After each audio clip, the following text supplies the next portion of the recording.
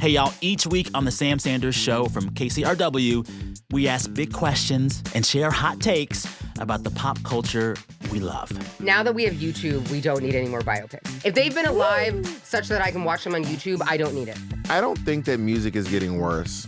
I think y'all just don't listen to artists who aren't in the mainstream. Taylor Swift, retire. It's time to retire. The Sam Sanders Show from KCRW, wherever you get your podcast, and on YouTube.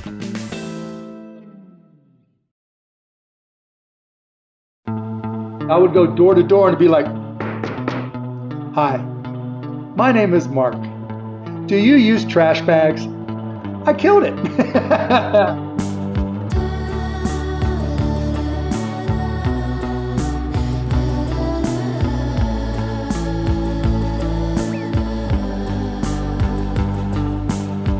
You're listening to Life in 7 Songs.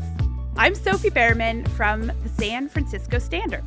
This week, if you haven't guessed already, our guest is Mark Cuban, the billionaire investor known for his impact in so many arenas. Basketball fans recognize him as the passionate owner of the Dallas Mavericks, while business enthusiasts know him as a star on the hit TV show Shark Tank, where he's been making and sometimes breaking dreams since 2011. And yet, we find him now in a moment of transition, recently selling his majority stake in the Mavs and filming just one final season as a Shark. So, what better time to sit down and explore the 7 songs that have shaped his journey, from a young hustler selling trash bags to becoming the business titan he is today. Mark Cuban, joining us remotely from his home office. Thanks for making the time. Sophie, thanks for having me. So, Mark, you've basically held every job imaginable at one point or another. You famously sold powdered milk, Right. postage stamps, you've owned a bar, you've been a bartender, you've sliced deli meat, Yep. laid carpets. I could go on. And of course, I'm not mentioning all the jobs that actually made you a billionaire. We'll get to those. But are you hiding on that resume any music jobs? Like, were you a singer at some point? Did you sell CDs? No, but I was in a band for about 15 minutes, and it was me and my buddies, and we called ourselves the Not So Human Beings. We were 12 years old, and we couldn't sing worth a damn, right? But like I tried to teach myself guitar, and I took piano lessons for about 6 months so I can read sheet music, and we were just terrible. Terrible. And there are even tape recordings that prove it exists. If I can find it, I'll play it. You guys were writing your own music, or these were covers? No, it was just covers. I mean, we didn't play anywhere except our basement. And that was a locked door basement because our parents couldn't stand it. So right, here you go. Oh, you found it. Can you hear that? Kinda. Come on, this little don't be my grandfather and me.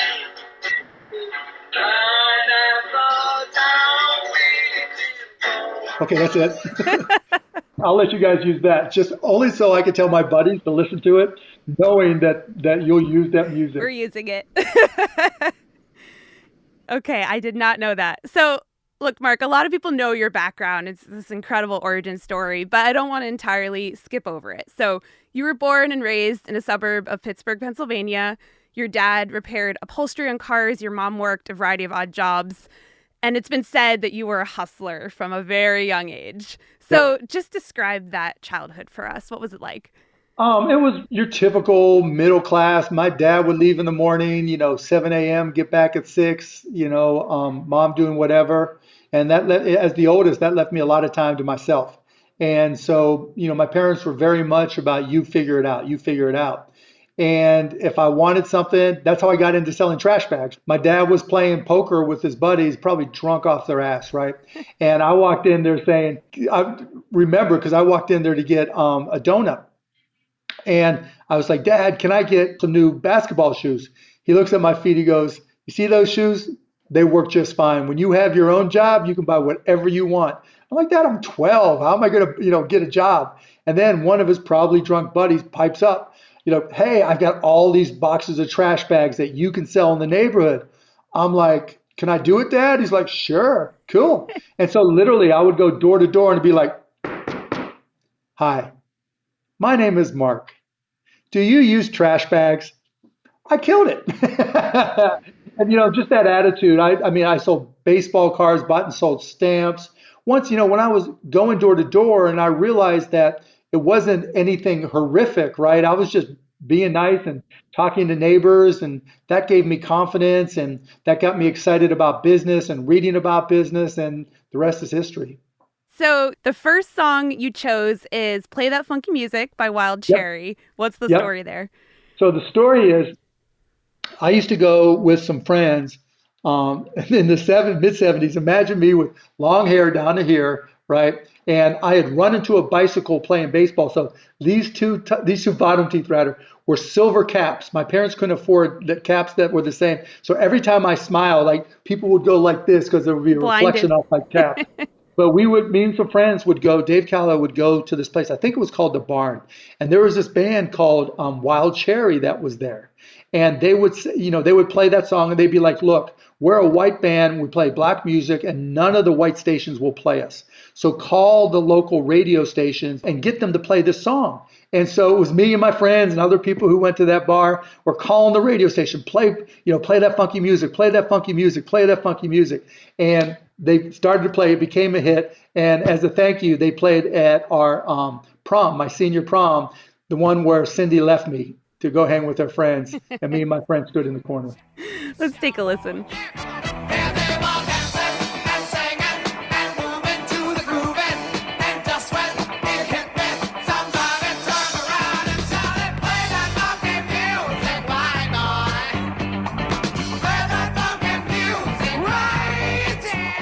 What are you thinking when you hear that?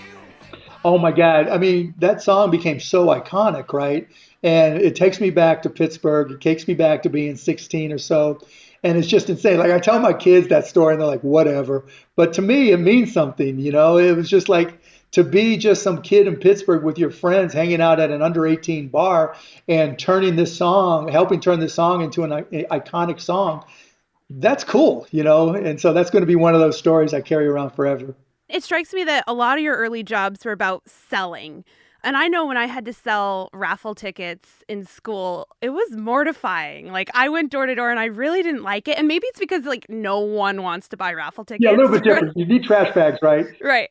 Okay, so that's maybe the difference. But you got a thrill out of it is the point. Like it kind of boosted your sense of self in some way? Yeah, my sense of self, my confidence, it allowed me to be more comfortable going into, situations that were complete uncertainty. When I got to college, I kind of glowed up from my freshman year of college, sophomore year of college. And so, I started getting a lot more confidence in my appearance and the like. And so I was able to try new things like, opening up a bar, even doing a chain letter to pay for my junior year. I mean, my parents couldn't really, I had to figure out how to pay. My dad sent me $20 every couple of weeks and, helped me where he could on Wait, my what's tuition. a chain letter? You don't know what a chain letter is? I'm not really. Oh, wow. Cool. I mean, maybe I'm dating myself. But so the idea of a chain letter, particularly when I was in college, is I go, Sophie, okay, here's the deal. You're going to give me $50. Actually, you're going to give me $100. And I'm going to take 50 of that. And here's a list of 10 names. We're going to send $50 to whatever dorm room that this person at the top of the list is. Then we're going to take their name off the list and put your name at the bottom. So we'll make it a $50 chain letter. And as everybody else does that, your name moves up the list until you're at the top. And as we grow the chain letter, hopefully you'll get more money than you put out. And like social capital, kind of. Like the more people you know. It was basically a It's scam. a scam. Okay, I was like, it's either a Ponzi scheme or. But for me and my friends, it was like I made sure my friends all got their money back. And so I got up to the top of the list and it was like amazing because I'd go to, in the dorms, you have your little mailbox and you have your little key and everything. I'd go there and there'd be envelopes with $50 from here, $50 from there. And that's how I paid for my junior year of college. That's wild. Okay, so Mark Cuban, college years, you brought another song, Life's Been Good by Joe Walsh. Yep. What's the story there?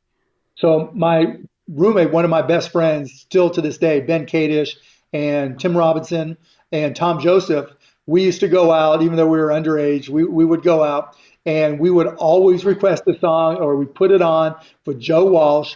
And it was like, da-da-da, da-da. And we would just go nuts the minute that those chords hit. Because in our mind, going to college at Indiana University, just hanging out, having fun, going to class. Life's been good to us. I can't complain, but sometimes I still do. Life's been good to me so far.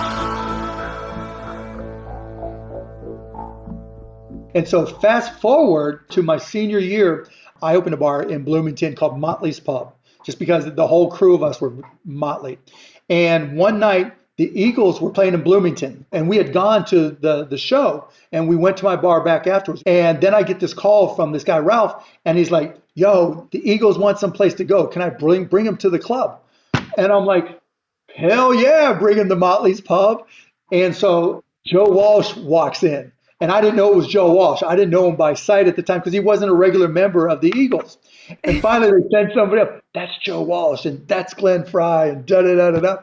And I'm like, okay, let him in. And so we're playing Life's Been Good and hamming it up. And this was all happening at Motley's, at your bar? Our bar, yeah. And for the listener that doesn't realize, you weren't even of drinking age, right? When you Well, by the time the bar opened, I was. But when we started it, I wasn't. Incredible. So after college, you moved to Dallas, early 80s. You're sleeping in an apartment with like 5 other guys, right? The shithole. Yeah, it was nasty as can be. My friend Greg Shipper was there, and we were talking about, where should I go from Indiana? And he was like, come down to Dallas. The weather's great. The women are beautiful. The economy is good. I'm like, the women are beautiful? Here I come, right? I'm 24 years old, and I come down there, and he's like, okay, you can stay for a little bit. And that little bit turned into 6, 7, 8 months, I forget. But literally, I slept on the floor, and if somebody was out of town, I got a bed. Didn't have my own closet, didn't have my own, drawers, nothing. And I love this story because you were working as a salesperson at Your Business Software, right? This is one of the earliest PC software retailers in Dallas. And then you get fired. How come? So I would do whatever it took to learn. I mean, I'd read manuals. I'd sit on the computers all night teaching myself. But I was living in the shithole. And I had an opportunity to make a $1,500 commission, which would have been an opportunity to move out of the Hill Hotel, we called it. And I went to my boss, Michael Humecki, and I'm like, Michael, I'm going to go pick up this check. It's $15,000 check. My commission's $1,500. I need it. I've got some of my responsibilities were to clean up the windows, sweep the floor, make sure that the door's open in time for any customers. And I'm like, I've got that covered. Barbara's got that covered. Show up with the check, show it to him, he fires me. But then you go start your own company. Then I start my own company, yep. Turned out okay. Yeah, and so I had my first company, it was called Micro Solutions, and this was in the 80s, and I wrote software for PCs. What we were really good at was connecting them into networks and writing software for them. Sold that, made a lot of money there, bought a lifetime pass on American Airlines, partied like a rock star, and just traveled the world. Just had so much fun. I was young, single, and crazy, and there were no limits. And so I just wanted to have a beer with as many people as I possibly could, experience as many things as I possibly could. And in 1994, one of my good buddies from Indiana, Todd Wagner, and I were having lunch at California Pizza Kitchen. And he was like, there's this new thing called the internet. I've been talking to different people about different ideas. How can we do it to listen to Indiana basketball? I'm like, that's an interesting idea, because this is before anybody knew what streaming was. This was the earliest days of the internet. And so I bought a Packard Bell 90 megahertz computer and started trying to figure out how we could transmit audio. And we started a company called AudioNet, a website. It was called audionet.com. Went to local radio stations, literally connected an 8-hour VCR. You know how in the back of the old school electronics, there was like the white, blue, and red cords that you had to connect? Yeah. We would connect those into the input of these radio station boards, output into the input of the VCR, 8-hour VCR tapes, take them back to my house, encode them, put them on this website called AudioNet, and then I'd get on AOL forums and Prodigy forums and internet forums and say, hey, if you're interested in anything related to Dallas, news, sports, whatever, come to this website. And it just blew up. And then as the technology evolved and we created new technology to scale, we got to live streaming and other things. I got a kick out of learning that one of the events that you all streamed was the Victoria's Secret runway show that kind of like broke the internet, right? It did, yeah. Like hundreds of thousands of people try to log on And it just created a cascade of errors, kind of like the Elon Musk, Donald Trump thing, right? When people try to get the I same was thing. there. I was trying. I was trying to, right? It was just like 1998. That was the big deal. This was going to be the first large video broadcast on the internet. And so we gave it a shot. We had 250,000 or whatever people. So it didn't work out as well as we wanted to, but you live and you learn. Okay, I didn't realize that it actually didn't work out. But was that bad press good press in the end? Oh, no, it wasn't like you couldn't see it. Okay. It was just that everybody couldn't see it. Okay. Right? Because back then it was a lot harder to have that many users. And so, it may have been out of the 250,000 that were able to watch it, maybe 25,000, 50,000 were able to watch it any one time simultaneously. Got it. So you start this company. First, you take it public, $18 a share, closes at what, like $62.75, just Yep. wild. Wow. Then Yahoo buys it for $5.7 billion in stock. In stock, yeah. By 1998, we were the YouTube of our day. We went public. It was the biggest IPO in the history of the stock market. Mm-hmm. We dominated. We did audio. We did video. You name it, we did it. And then we sold to Yahoo, kind of screwed it up. But they paid me a lot of money for the right to screw it up.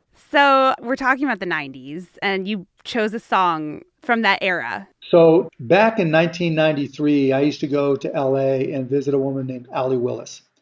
And Allie Willis was one of the most insane, amazing, lovable, loving individuals I've ever met in my life.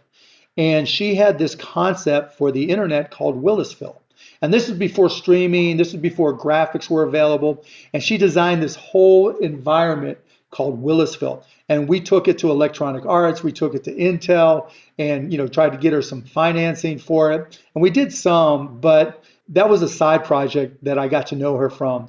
Who she was really was a singer and songwriter, mostly a songwriter. And she wrote the theme song to Friends. She wrote the music to the play The Color Purple and the movie Color Purple. She wrote all the Pet Shop Boys hits, and she wrote most of Earth, Wind, and Fire's hits. And one of those hits was September.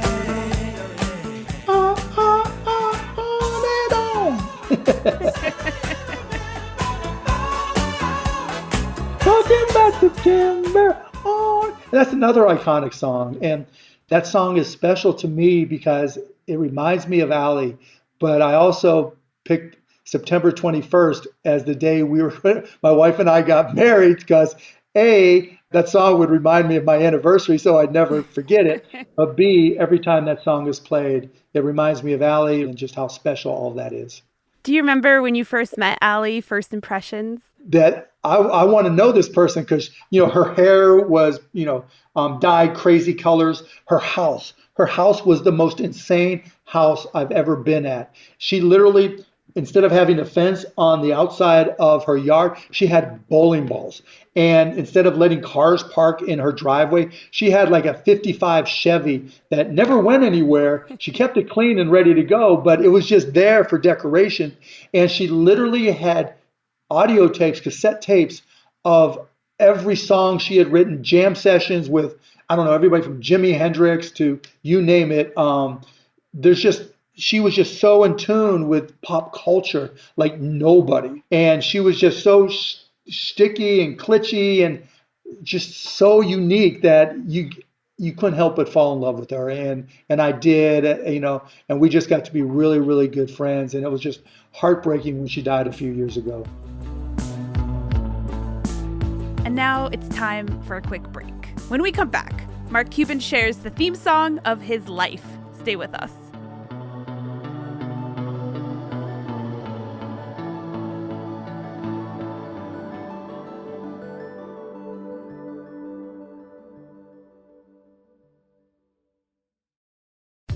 Hey everyone, I want to recommend a podcast. Hard Knocks is a show about resilience, self-discovery, and finding meaning after chaos, hosted by Amanda Knox. Each week, Amanda sits down with fascinating guests, writers, thinkers, artists, to explore how we learn, grow, and rebuild ourselves after life knocks us down. Amanda brings humor, honesty, and hard-earned perspective to every conversation, drawing on her own experience of being wrongfully convicted and rebuilding her life. Amanda was a guest on Life in 7 Songs in one of our most moving episodes, opening up about how music became a lifeline during her years of wrongful imprisonment. On our show, she spoke candidly about turning pain into wisdom and also about how we're all so much more than our worst moments. If you liked that episode, you'll love her show, available wherever you listen to podcasts.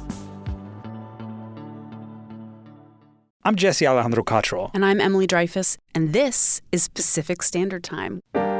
We have stories from all over the state of California, all the big battles that are happening here. Prop 50, Housing affordability, tech, and immigration. And we're really excited to bring you the stories about how California is dealing with what it means to be alive in 2025.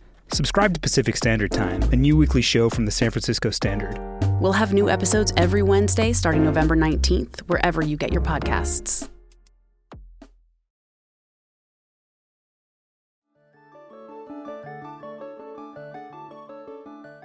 So I've heard you describe yourself as just a guy, and just a guy who's still friends with many of the same people he's known forever. So who are those friends, and what do they mean to you? So a couple different groups of friends that I'm really close with. My high school buddies. We just did our every 2 weeks Zoom call last night where we catch up, talk sports, talk about our lives, whatever. That's one group. Then I have my IU friends. Then I have my IU rugby buddies that I played rugby with, all these guys that I'm still close to. And then I've got my Dallas friends that I live with. The list goes on. And so we've, as you get older, you kind of venture into your old life, your own lives. But we all, probably not enough, but we all get together and go drink and act like we're stupid again and have fun because they'll be my friends for life.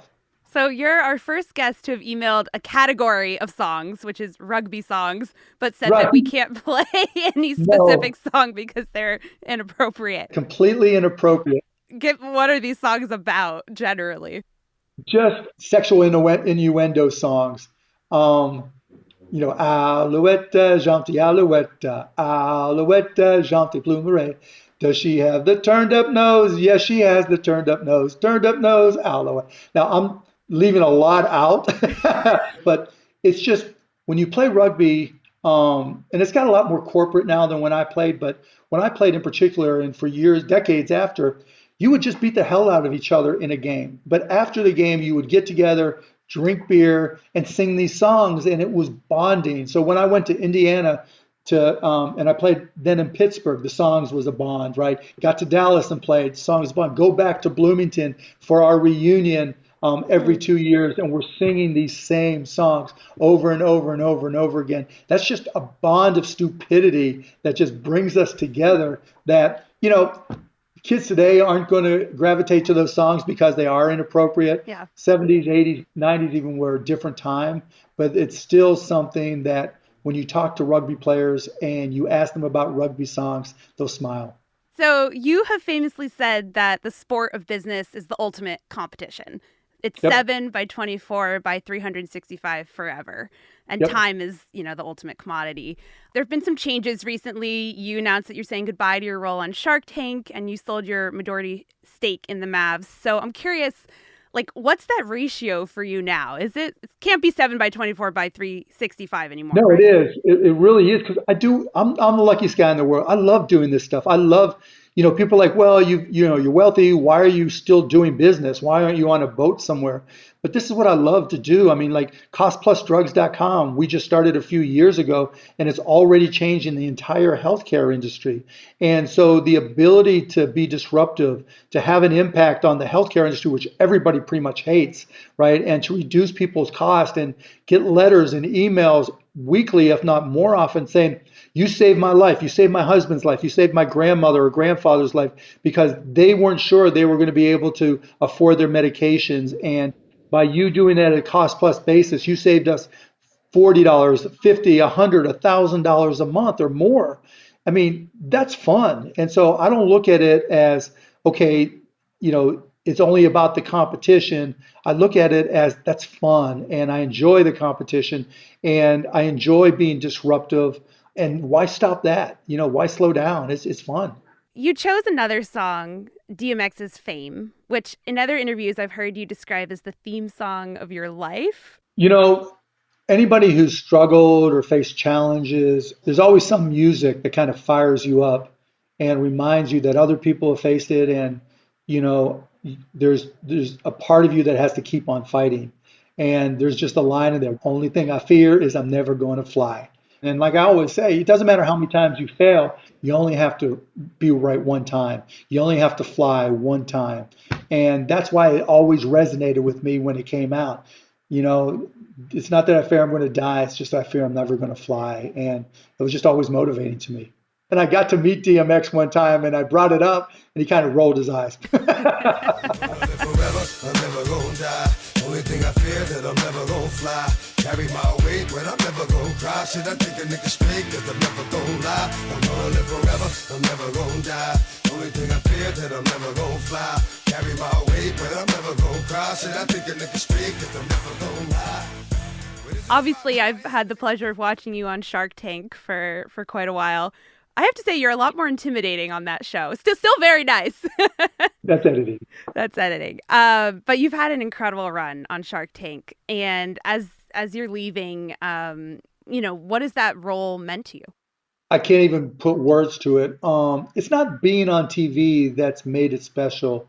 It's sending a message to everybody that watches that the American dream is alive and well.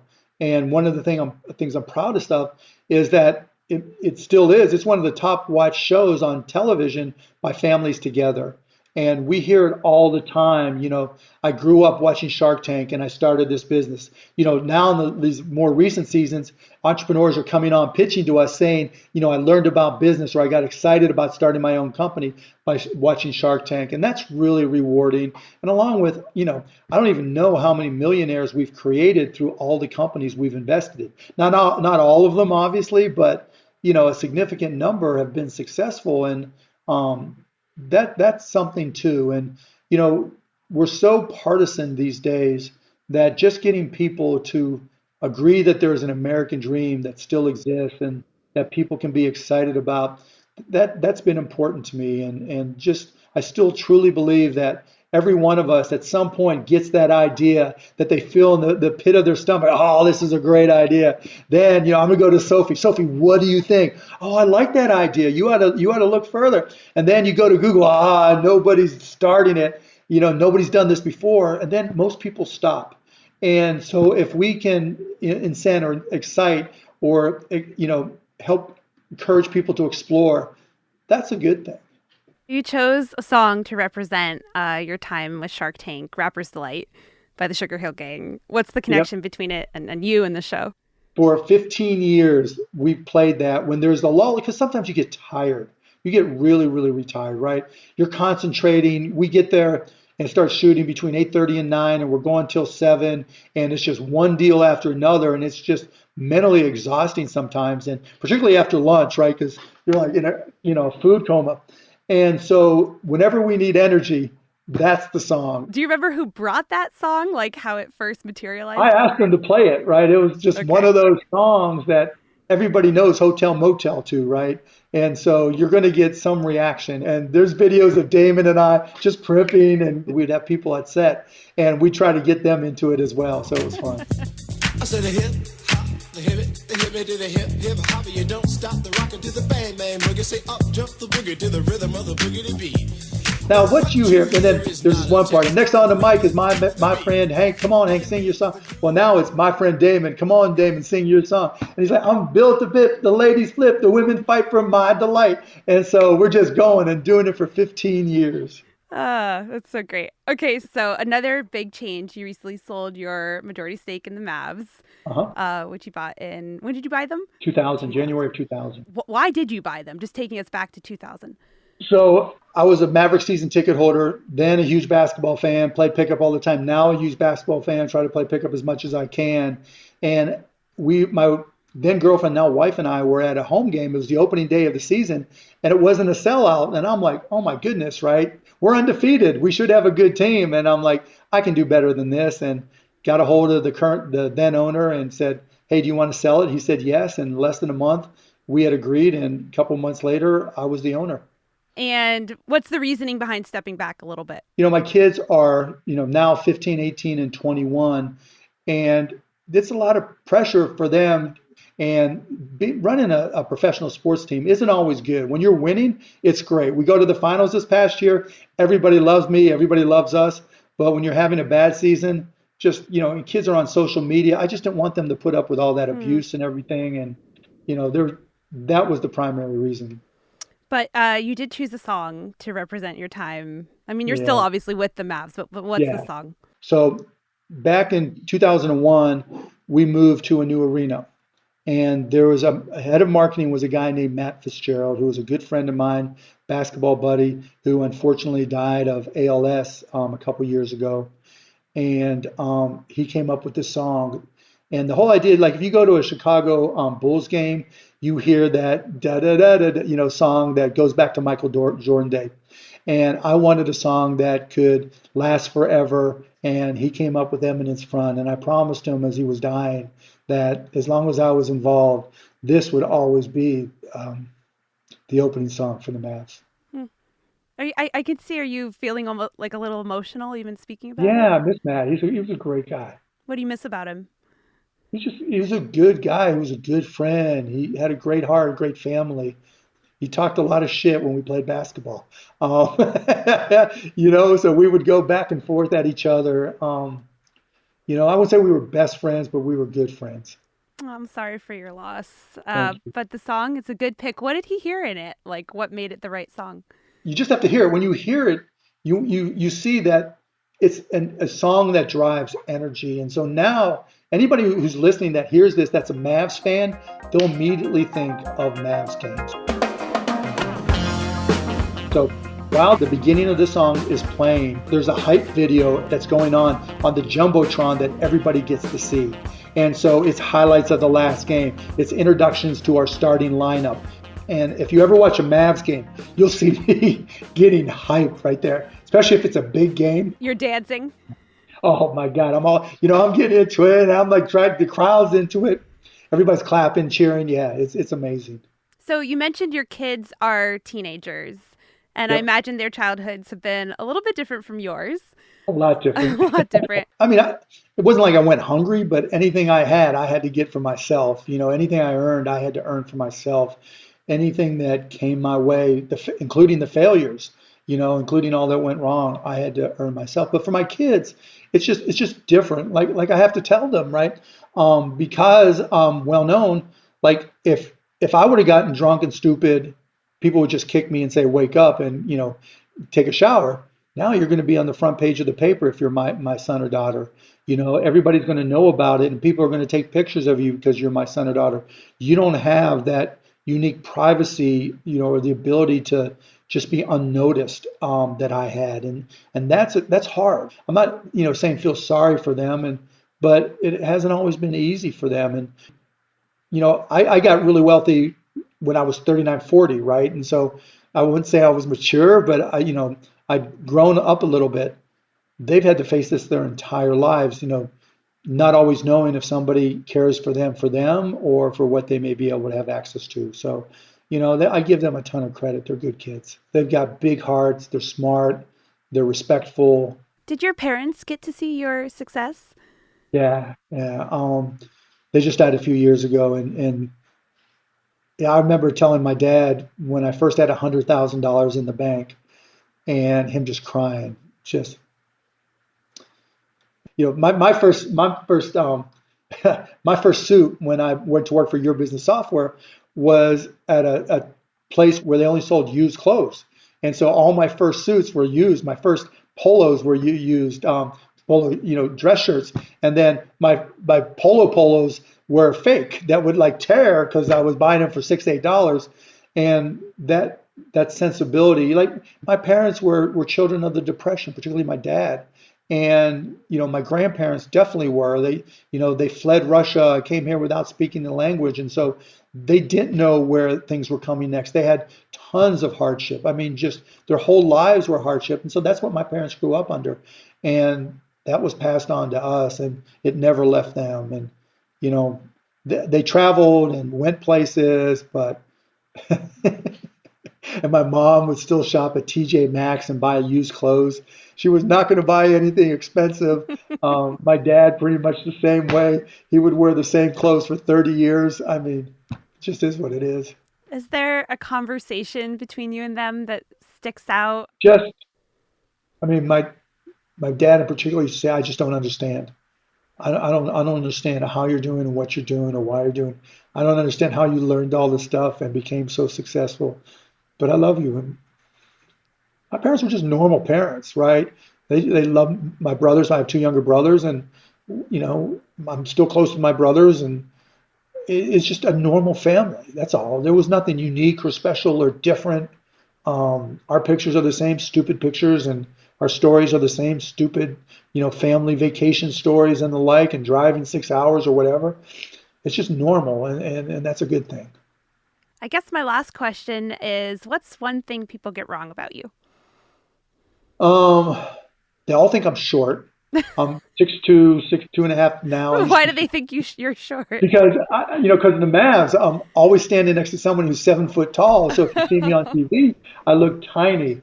So that's probably the biggest thing that people get wrong. I think they think that I have butlers and I live that kind of life when, that I always get invitations to all these foodie events, and that's just not me. I mean, you have a better chance of seeing me going to 7-Eleven and eating than sitting down with a 5-course meal where you're going to have, I have to remember which fork to use and which glass to use.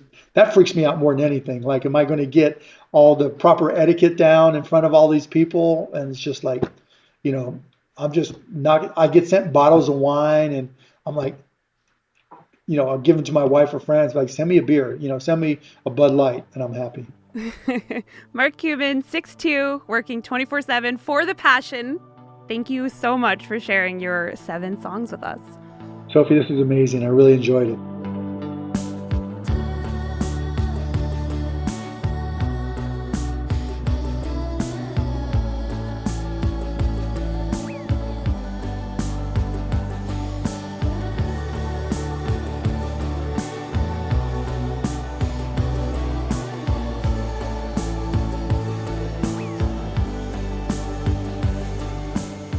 Life in 7 Songs is a production from the San Francisco Standard.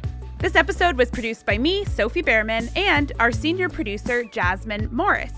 Our executive producers are Griffin Gaffney and John Steinberg, and this episode was mixed by Michelle Lance. Our theme music is by Kate Davis and Zubin Hensler, and Clark Miller created our show art. Our music consultant is Sarah Tembekshian, and our studio engineer is Sean McKenna at Pyramind Studios. You can find Mark Cuban's full playlist at sf.news/Spotify. Thanks for listening, and see you next time.